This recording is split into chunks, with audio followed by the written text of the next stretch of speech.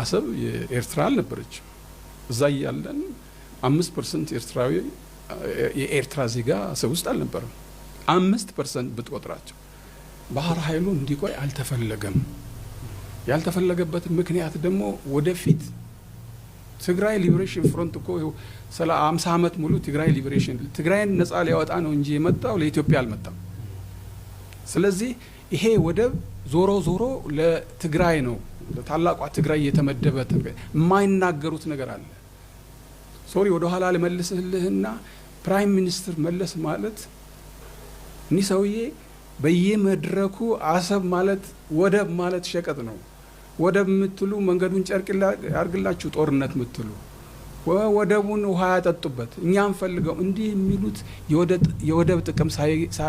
ሳይገባቸው ቀርቶ ይመስልሃል አንተስ ታስበው አይደለም ኢን ዘ ሎንግ ረን በምንም እንገናኝ በምን የታላቋ ትግራይ ወደብ ነው ብሎ ስለሚያስቡ አሰብ ወደብን ኢትዮጵያ እንድትይዝ አይፈልጉም አሰብ ወደብ እነሱ ከያዙ በኋላ ዳብል ላንድ ሎክድ ለማድረግ ነው የፈለጉት ዳብል ላንድ ሎክ ሆነ አገርህን አሳድጋለሁ ብለ ኔቨር አታስብ ከዚህ ትግራይን እንደገና ነፃ ስትወጣ ማለት ነው በእነሱ ሳቤ ነፃ ስትወጣ አሰብን እነሱ ይወስዳሉ እንደገና ከኤርትራን ወስዳለን እዛ አልፈን ዳብል ላንድ ሎክ ሆነ ኢትዮጵያ ምንም አይነት ባህር በር እንዳይኖራት ለማድረግ የታቀደ ግድ ስለሆነ ባህር ኃይል በምንም መልኩ እንዲኖር አይፈልጉም